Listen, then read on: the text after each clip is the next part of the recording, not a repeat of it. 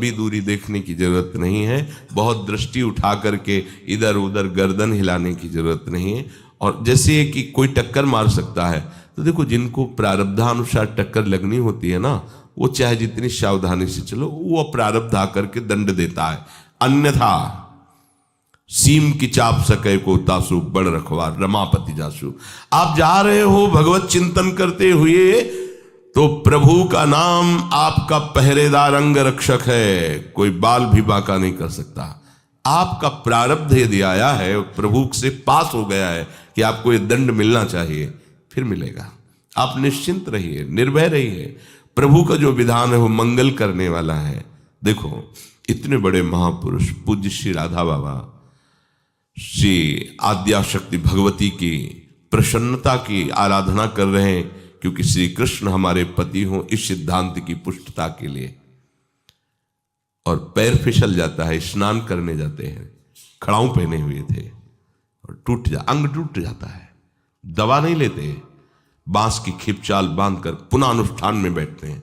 बलिहारी ऐसी सामर्थ्य की, ये भागवतिक प्रारब्ध ऐसे महापुरुषों को भी दंड दे देता है। देखो ना, ऐसे महापुरुष जो ऐसी ऊंचाई पर पहुंचे हैं और इतने भागवत भजन में नियम निष्ठ है, उनको भी प्रारब्ध दंड दे रहा है शरीर को। तो अपने को इससे निश्चिंत हो जाना है। जो होना है उसे रोक नहीं सकते, जो नहीं होना उसे कोई कर नहीं सकता। अपने आराध्य देव के चिंतन में ज्यादा नेत्रों को इधर उधर दौड़ाने की जरूरत नहीं है। नेत्र का ब्रह्मचर्य, फिर वाणी का ब्रह्मचर्य, बहुत बड़ा प्रभाव पड़ता है इससे। यदि आप जवान से अश्लील बातें, गंदी बातें, कामुक बातें करेंगे तो आप ब्रह्मचर्य रह ही नहीं सकते। अगर आप वाणी से परस्पर शरीर आकर्षण वाली बातें करेंगे, बट उसको देखा तुमने क्या, बस आप गए। चाहे वो स्त्री शरीरधारी साधक हो या पुरुष शरीरधारी, परस्पर आकर्षण संबंधी यदि वाणी खुली आपकी, तो वाणी के व्यभिचार से आपका जनेंद्री का व्यभिचार प्रारंभ हो जाएगा। आप रोक नहीं सकते, नहीं रोक सकते। इसलिए वाणी से भी कोई ऐसी वार्ता ना कीजिए जिससे आपके अंदर काम वेदना बढ़े। श्रवणेंद्री का, कान से गंदी बातें, व्यभिचार की बातें, कामुक बातें सुनना जिससे हमारे हृदय में कामना जग जाए, बिल्कुल नहीं। भले वो किसी को लेकर टीका टिप्पणी की जा रही हो, देखो वो साधक है, उसको हमने देखा वहां ऐसे देख रहा था, वैसे कर रहा था, वो तो आपको समझ में आ रहा है कि किसी साधक की बात कर रहे हैं, वो तुम्हारे नाश के लिए उपाय कर रहे हैं जो आपको ऐसी बात बता रहे हैं। क्यों? क्योंकि आप भी तो साधक हैं। श्रवणेंद्री का व्यभिचार हो रहा है। आराध्य देव के सिवा और कोई बात कान से सुनना उसे व्यभिचार कहते हैं। इसलिए महाप्रभु कहते श्रवण फूटो जो अन सुनो। ऐसा हमारा अगर कान कुछ और सुने तो फूट जाए, नेत्र कुछ और देखें तो ये नेत्र नष्ट हो जाए, वाणी कुछ और बोले तो मुख हो जाए। हमारी श्रवणेंद्री का व्यभिचार नहीं होना चाहिए। धर्म की बात, अपने आराध्य देव की बात, शास्त्र सम्मत बात हम श्रवण करें।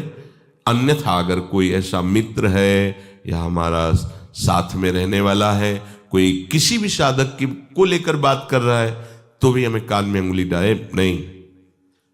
हम कोई ईश्वर थोड़ी कि हम किसी को संभाल लेंगे, हम अपने को नहीं संभाल पा रहे। हमारे सामने किसी की बात मत करो, ऐसी करना है तो प्रभु की चर्चा करो, अन्यथा मत करो।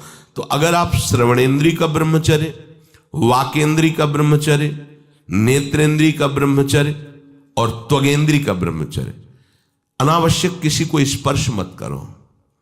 परस्पर विरोधी शरीर को तो भूल कर मत करो। विरोधी शरीर जिससे हमारा पुरुष शरीर है, सामने स्त्री शरीर है, तो किसी भी तरह से सेवा के लिए संकेत करना या किसी भी सेवा के लेन देन में बचाव पक्ष में रहो।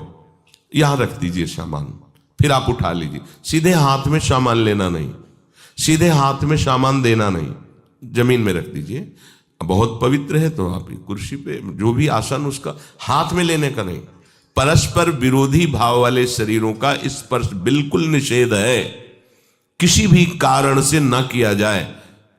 मान लीजिएगा ये बहुत मतलब आवश्यक है, यदि आप इसमें चूक कर गए तो धीरे धीरे आप फिसल के वहीं खड़े हो जाएंगे जहां से चढ़ना मुश्किल है। किसी भी साधिका को, किसी भी साधक को परस्पर लेन देन हाथ में नहीं करना चाहिए। मानो हमारी बात, आपको माला देनी, चौकी पे विराजमान करो, हम उठा लेंगे। हमें कोई सामग्री, ये सामान रखिए, आप उठा लीजिएगा। कभी भी कोई भी परस्पर मुस्कुराहट, बातचीत, ऐसे कोई इशारे यदि दिखाई दे तो आप बचो और उसको बचाओ।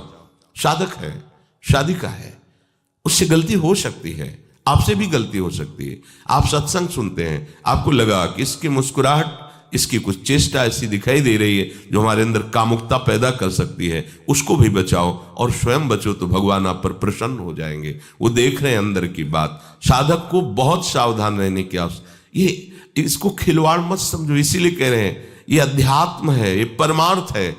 आपको लगेगा नहीं कि क्या हुआ, मैं कहां भ्रष्ट हुआ, ऐसी जगह खड़े हो जाओगे कि जान भी नहीं पाओगे कि मैं कहां चढ़ रहा था, दोबारा उत्साह भी नहीं आ पाएगा। बात अच्छे से समझ लीजिए।